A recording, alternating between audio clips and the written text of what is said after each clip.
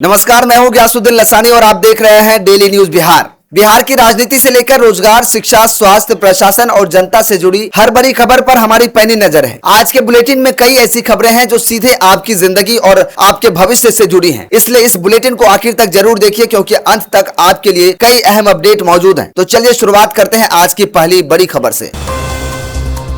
सबसे पहले बात एक ऐसे फैसले की जो बिहार के किसानों, चीनी मिलों और एथेनॉल उद्योग के लिए बड़ी राहत लेकर आ सकता है। राज्य सरकार अब एथेनॉल को नया बाजार देने की तैयारी में है। आखिर क्या है पूरी योजना, आइए बताते हैं विस्तार से। बिहार में बनने वाला एथेनॉल अब सिर्फ पेट्रोलियम कंपनियों तक सीमित नहीं रहेगा। राज्य सरकार इसे दूसरे राज्यों के विभिन्न उद्योगों तक पहुँचाने की तैयारी कर रही है। इसके लिए मद्य निषेध, उत्पाद एवं निबंधन विभाग ने नई SOP तैयार कर वित्त विभाग को भेज दी है। मंजूरी मिलने के बाद प्रस्ताव कैबिनेट में जाएगा। बता दें, मंजूरी मिलने के बाद प्रस्ताव कैबिनेट में जाएगा। नई व्यवस्था के तहत एथेनॉल में विशेष कंपोनेंट मिलाए जाएंगे ताकि उसका दुरुपयोग शराब बनाने में ना हो सके। सरकार का मानना है कि इससे एथेनॉल प्लांटों को बड़ा बाजार मिलेगा, उत्पादन बढ़ेगा और गन्ना किसानों को भी सीधा फायदा होगा। अभी पेट्रोलियम कंपनियों का कोटा कम होने से कई प्लांट प्रभावित हैं, लेकिन नई नीति उद्योग के लिए राहत का रास्ता खोल सकती है। अगर कैबिनेट के इस प्रस्ताव को मंजूरी मिलती है तो बिहार का एथेनॉल उद्योग नई रफ्तार पकड़ सकता है।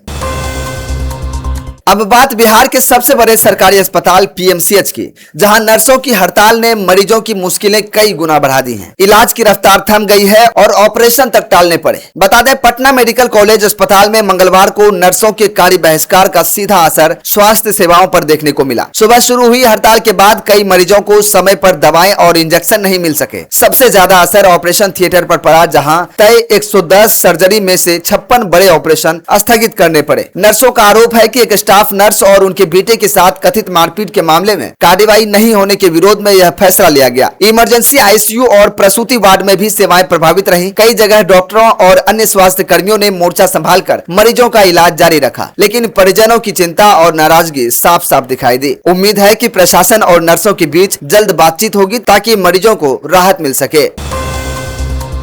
सरकारी अस्पतालों की व्यवस्था सुधारने के दावे के बीच स्वास्थ्य मंत्री के औचक निरीक्षण में कई चौंकाने वाली तस्वीरें सामने आई। मरीजों ने भी बिना किसी झिझक के अपनी परेशानी सीधे मंत्री के सामने रख दी। राजवंशी नगर स्थित LNJP हड्डी अस्पताल पहुंचे स्वास्थ्य मंत्री निशांत कुमार ने करीब 3.5 घंटे तक अस्पताल का बारीकी से निरीक्षण किया। इस दौरान वार्ड, OPD, इमरजेंसी, रसोई, पैथोलॉजी और शौचालय तक की व्यवस्था देखी गई। मरीजों ने शिकायत की कि अस्पताल में कई जरूरी दवाएं उपलब्ध नहीं है। मरीजों ने शिकायतें की कि अस्पताल में कई जरूरी दवाएं उपलब्ध नहीं रहती हैं और बाहर से महंगी दवाएं खरीदनी पड़ती हैं। कुछ मरीजों ने निजी पैथोलॉजी भेजे जाने और डॉक्टरों के समय पर वार्ड में नहीं आने की शिकायत भी की। निरीक्षण के दौरान ड्यूटी से अनुपस्थित डॉक्टरों से जवाब मांगा गया और बाहर जांच लिखने वाले चिकित्सकों पर भी कार्रवाई के निर्देश दिए गए। स्वास्थ्य मंत्री ने स्पष्ट कहा कि मरीजों की सुविधा से किसी तरह का समझौता स्वीकार नहीं किया जाएगा। सरकार अब सरकारी अस्पतालों की जवाबदेही तय करने की बात कह रही है। देखना होगा कि ये सख्ती जमीन पर कितना असर दिखाती है। अब बढ़ते हैं अगली खबर की ओर। अब एक सनसनीखेज खबर राजधानी पटना से, जहां दिन दहाड़े एक कारोबारी का कथित तौर पर अपहरण कर लिया गया। बताया जा रहा है कि अवैध गतिविधियों का विरोध करना उन्हें भारी पड़ गया। पटना जंक्शन परिसर से कारोबारी बंटी के कथित अपहरण की घटना ने सनसनी फैला दी है। आरोप है कि 6 से 7 बदमाश उन्हें स्टेशन परिसर से जबरन घसीटते हुए स्कॉर्पियो में बैठा कर ले गए। देर रात तक घर नहीं लौटने पर परिजनों ने तलाश शुरू की और CCTV फुटेज खंगाले। फुटेज के आधार पर एक संदिग्ध की पहचान हुई, जिसे स्थानीय लोगों की मदद से पकड़कर पुलिस के हवाले कर दिया गया। पुलिस उससे पूछताछ कर अन्य आरोपियों और अपहरित कारोबारी की तलाश में लगातार छापेमारी कर रही है। पूरे मामले की जांच कई बिंदुओं पर आगे बढ़ाई जा रही है। उम्मीद है कि कारोबारी की जल्द से जल्द सुरक्षित बरामदगी होगी और पूरे मामले का खुलासा भी सामने आएगा। फिलहाल इस बुलेटिन में इतना ही। अगर आपका कारोबार पटना एयरपोर्ट के आसपास है तो ये खबर आपके लिए बेहद अहम है। अब खुले में मांस मछली बेचने वालों पर प्रशासन की नजर और सख्त होने वाली है। आखिर क्यों लिया गया यह फैसला, देखिए हमारी इस रिपोर्ट में। पटना एयरपोर्ट की सुरक्षा व्यवस्था को और मजबूत बनाने के लिए प्रशासन ने बड़ा कदम उठाया है। विमानपत्तन पर्यावरण प्रबंधन समिति की बैठक में प्रमंडलीय आयुक्त मयंक बड़वड़े ने एयरपोर्ट के आसपास खुले में मांस और मछली की बिक्री पर बड़ी कार्रवाई के निर्देश दिए हैं। प्रशासन का कहना है कि खुले में फेंका गया कचरा और मांस मछली की गंध बड़ी संख्या में पक्षियों को आकर्षित करती हैं। इससे बर्ड हीट का खतरा बढ़ सकता है, जो विमान संचालन के लिए गंभीर चुनौती बन सकता है। नगर निकायों को नियमित जांच, नोटिस, जागरूकता अभियान और नियम तोड़ने वालों पर कानूनी कार्रवाई के निर्देश दिए गए हैं। साथ ही पेड़ों की छंटाई और एयरपोर्ट सुरक्षा से जुड़े अन्य कार्यों में भी तेजी लाने को कहा गया है। यानी यात्रियों की सुरक्षा को लेकर प्रशासन अब कोई जोखिम नहीं लेना चाहता। अगर आप बिहार की शिक्षक भर्ती परीक्षा यानी TRE 4 का इंतजार कर रहे हैं तो आपके लिए बड़ी अपडेट है। शिक्षा विभाग ने अब इस भर्ती प्रक्रिया को लेकर समय सीमा तय कर दी है। बिहार में शिक्षक बनने का सपना देख रहे लाखों युवाओं के लिए अच्छी खबर है। शिक्षा मंत्री मिथिलेश तिवारी ने विभाग की समीक्षा बैठक में अधिकारियों को स्पष्ट निर्देश दिया है कि TRE 4 भर्ती से जुड़ी अधियाचना 25 जुलाई तक बिहार लोक सेवा आयोग को भेज दी जाएगी। बैठक में मॉडल स्कूल स्थानांतरण नीति और शिक्षा सुधार के विभिन्न पहलुओं पर भी विस्तार से चर्चा हुई। विभाग ने बताया कि राज्य के मॉडल स्कूलों में अब तक 4 लाख से ज्यादा बच्चों का नामांकन हो चुका है। वहीं अगले सप्ताह में केंद्रीय शिक्षा मंत्रालय की टीम भी बिहार का दौरा करेंगी और शिक्षा व्यवस्था की समीक्षा करेगी। ऐसे में माना जा रहा है कि आने वाले दिनों में भर्ती प्रक्रिया और तेजी से आगे बढ़ सकती है। TRE 4 का इंतजार कर रहे अभ्यर्थियों के लिए यह अपडेट निश्चित रूप से राहत देने वाला है।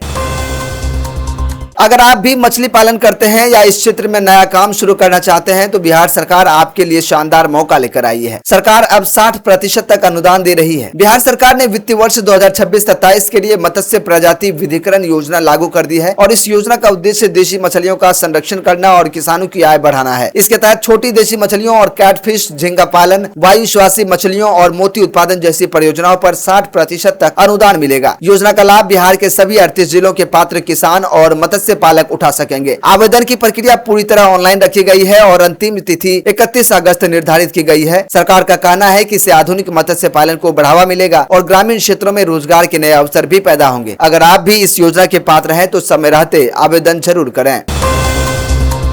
अब बात भ्रष्टाचार के खिलाफ कार्रवाई। बिहार निगरानी अन्वेषण ब्यूरो ने ऐसे आंकड़े जारी किए हैं जिनमें दावा किया गया है कि आरोपियों को सजा दिलाने की रफ्तार पिछले 25 वर्षों के मुकाबले कई गुना बढ़ी है। बिहार निगरानी अन्वेषण ब्यूरो के मुताबिक राज्य में भ्रष्टाचार के खिलाफ कार्रवाई पहले से कहीं ज्यादा तेज हुई है। विभाग का कहना है कि वर्ष 2025 में 30 आरोपियों को सजा दिलाई गई है, जबकि पिछले 25 वर्षों में औसतन हर साल केवल 5 से 6 लोगों को ही सजा मिलती थी। FIR दर्ज होने और ट्रैप मामलों में भी उल्लेखनीय बढ़ोतरी दर्ज की गई है। ब्यूरो के अनुसार भ्रष्टाचार से अर्जित संपत्तियों के खिलाफ भी कार्रवाई जारी है और करोड़ों रुपए की संपत्ति जब्त करने की प्रक्रिया चल रही है। विभाग का कहना है कि भ्रष्टाचार के मामलों में तेजी से जांच और अभियोजन के कारण यह बदलाव देखने को मिला है। अगर ये रफ्तार आगे भी बनी रही तो भ्रष्टाचार के खिलाफ कार्रवाई और भी ज्यादा प्रभावी होती नजर आ सकती है।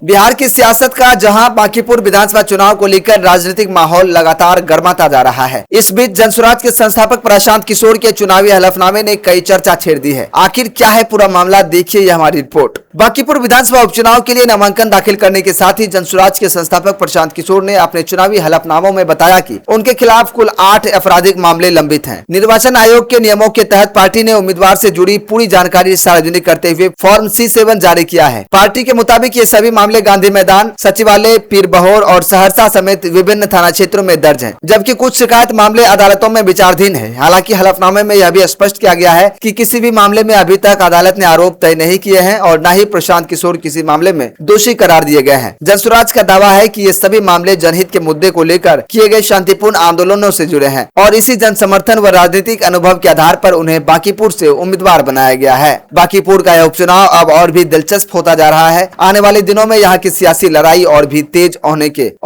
होने के आसार हैं। आइए अब अंत में भोजपुर के चर्चित भरत भूषण तिवारी मौत मामले में बिहार मानवाधिकार आयोग ने बड़ा कदम उठाया है। आयोग ने पीड़ित परिवार को अंतरिम राहत देने का निर्देश जारी किया है। भोजपुर के भरत भूषण तिवारी की मौत मामले में बिहार मानवाधिकार आयोग ने अंतरिम आदेश जारी करते हुए राज्य सरकार को मृतक के माता पिता को उचित अंतरिम मुआवजा देने का निर्देश दिया है। आयोग ने स्पष्ट किया है कि यह आदेश मानवाधिकार संरक्षण अधिनियम की धारा 1880 के तहत तत्काल राहत के लिए उद्देश्य से दिया गया है। पोस्टमार्टम रिपोर्ट में मौत का कारण गोली लगने से अत्यधिक रक्तस्राव और शॉक बताया गया है। वहीं राज्य सरकार ने अपना विस्तृत जवाब दाखिल करने के लिए अतिरिक्त समय मांगा है, जिसे आयोग ने स्वीकार कर लिया है। आयोग ने यह भी साफ किया है कि अंतरिम मुआवजा देने का मतलब सरकार की कानूनी जिम्मेदारी तय होना नहीं, बल्कि मामले की न्यायिक जांच अभी जारी है और अगली सुनवाई 3 अगस्त 2026 को होगी, जहां सरकार को अपनी विस्तृत रिपोर्ट करनी होगी। अब सबकी नजर अगली सुनवाई और न्यायिक जांच की रिपोर्ट पर रहेगी, जिससे इस पूरे मामले की तस्वीर और साफ हो सकेगी। तो फिलहाल इस बुलेटिन में इतना ही। बिहार की हर छोटी बड़ी और भरोसेमंद खबर सबसे पहले आप तक पहुंचना हमारी जिम्मेदारी है। अगर यह बुलेटिन आपको पसंद आया हो तो वीडियो को लाइक करें, अपने दोस्तों और परिवार के साथ शेयर करें और डेली न्यूज बिहार को सब्सक्राइब करना बिल्कुल ना भूलें। तो आप देख रहे थे डेली न्यूज बिहार। मिलते हैं अगले बुलेटिन में बिहार की नई और बड़ी खबरों के साथ। तब तक के लिए यदि आप चैनल पर नए, चैनल को सब्सक्राइब कर लें, वीडियो को लाइक करें और ज्यादा से ज्यादा शेयर जरूर करें।